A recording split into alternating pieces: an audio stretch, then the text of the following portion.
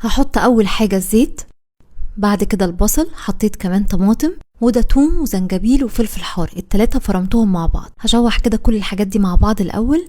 حطيت ملح، معلقة كبيرة بابريكا، كمون، شطة حسب الرغبة، وفلفل اسود. دي الفراخ متقطعة 10 قطع وشايلة من عليها الجلد. بشوح كده الفراخ الاول مع كل الحاجات اللي انا حطيتها. بعد كده حطيت كوباية زبادي وبطاطس متقطعة مكعبات كبيرة شوية، دي بيبقى طعمها رهيب. بعد كده حطيت مية سخنة غطي بيها الفراخ كلها، وحطيت كمان نص حزمة كزبرة، شرايح ليمون، وكل مكون من المكونات دي بيدي طعم حلو قوي. حطيت كمان فلفل حار. هسيبها تستوي لمدة ساعة تقريبا. ده رز بسمتي هنقعه 15 دقيقة. مية بتغلي على النار، عيدان قرفة، ورق لورا، ليمونة، ونجمة ينسون، شوية زيت صغيرين، وحطيت الملح. هنزل بالرز بعد ما صفيته كويس وهسيبه يتسلق يعني تقريبا نص تسوية كده. خلاص كده هو جاهز. هصفيه كويس من المية.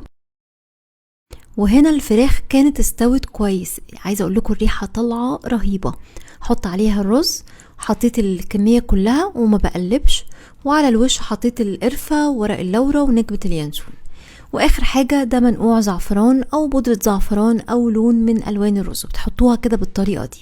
هغطي الاول باي مفرش او اي فوطة عندي مخصوص للرز، وهقفل عليها نص ساعة على اهدى نار عندي. بهدي النار، ممكن تحطوا كمان الشياطة بتاعة الرز، واهدى نار تسيبوا الرز يستوي كويس.